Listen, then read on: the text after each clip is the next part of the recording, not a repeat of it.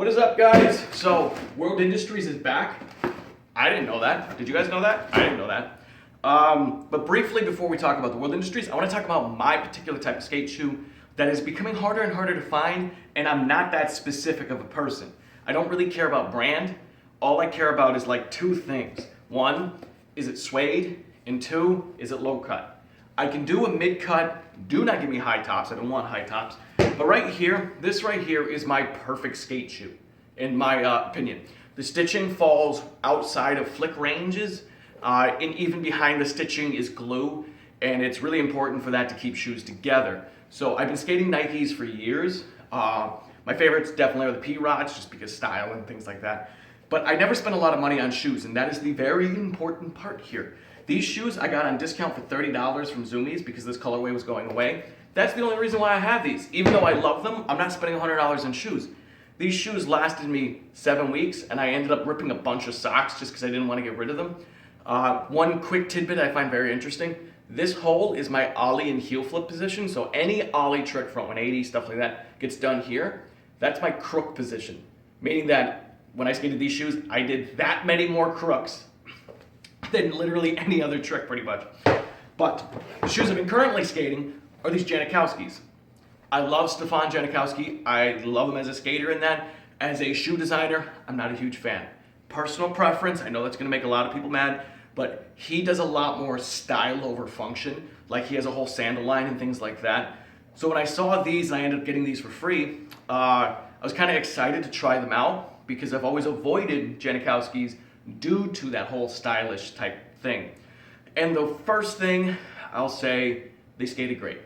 I'll admit that, they skated great. These shoes lasted me about 7 weeks. I've been skating these for about 6, but I could have gone longer in these, but once again, it's that style over function. The stitching was kind of in the wrong place, and the shoe started to unravel. They still lasted quite a while, so I'm kind of stoked on that, but never thought I'd really be a Nike guy. I used to love Lakais, but Lakais got expensive. I'd love to try S, never tried S. Anyway, we're here to talk about World Industries. Now, I made a dumb decision, and I stole the shoelaces out of the World Industries because I've been ripping shoelaces a bunch. But these are the World Industries we're gonna be trying. And as a comparison of side by side, you can tell one is a lot wider. This is a really 90s style shoe, and one, at this time when these were popular, I was not rich enough to have World Industries because they were like $50 shoes. I wore like $6 shoes. And I really wasn't skating at that time. So I kind of missed this whole era, and I'm very hopeful they're good. These cost me $40. I ended up kind of buying them on a whim a bit. I went into a Zumiez to get shoes, and their discount shelf was kind of just BS. A bunch of high heels and that. And I ended up working my way through a mall until I got to a place called Shoe Depot, and boom, pair of World Industries, 40 bucks. But hopefully I solved the shoelace problem. We're not gonna guarantee. Ran to Walmart to get shoelaces today, and these are military grade shoelaces, I guess. And it says that they're heavily resistant against abrasive wear. We're gonna find out. They only come in super long lengths though, so I'm probably gonna have to cut them in half. But I'm gonna lace up these shoes and we're gonna get skating. We're gonna do a couple of ollies, a heel flip, a kick flip, and we're gonna move right into the main trick of today's video, which is crook big spin. And since these are big, thicker shoes and you get less board feel, I feel like a crook is a really good idea, especially upgrading it a bit, because I'll probably land primo at least a few times. But let's jump into the skating, and at the end of the video, I want to talk about insoles, and the one like really thing I'm stoked about on these, because I wear very specific insoles, and it also is why I don't jump down big things or do impact type skating.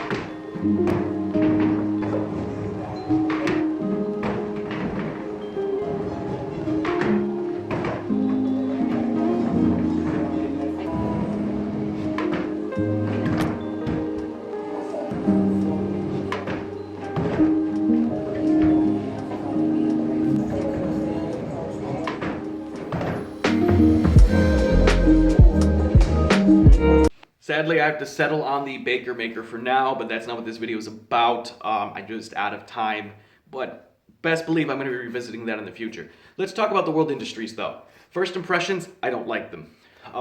Weirdly, there's more pros and cons than just cons, like half and halves and pros versus single cons. So the first big single con is the thickness of the toe. This makes kick flips incredibly difficult, to the point where I'm flicking actually from the top of the shoe, having to rotate my foot nearly completely over to flick a kickflip. So kickflips on flat, it's doable, it's not the end of the world. I do not see me ever being able to kickflip into grinds. The next thing is, because it does have stitching here, which I'm never a fan of, my stitching is starting to break, and it actually is, I don't know if you can see, probably not, but it is pulling away already. Now, it is glued down here, and it's stitched all the way up here, so even though it's going to pull away, it still should be protected, but it's just something I'm not necessarily a fan of. The thickness of the soles, this is a pro and a con. I stomped a bunch of Primos, and it definitely did not hurt. Did not bother me at all, but it does make it really hard to understand board feel and how hard you need to pop your trick. So that was something I kind of had to figure out. More or less, these shoes work, but I have to find micro adjustments for every single trick.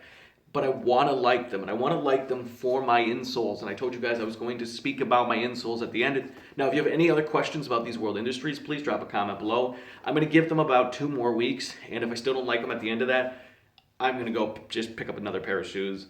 But let's talk about insoles really quick. So right now, these are very, very special, very expensive custom insoles that I have to wear. At age 6, I had my arch in my foot. At age 7, my arch disappeared. It was literally listed as like a medical mystery. They don't know what happened to the muscle, but it's no longer in both of my feet. And I am 100% flat-footed. So a normal foot sits like this. Mine sits like this. That's a little drastic, but you get it.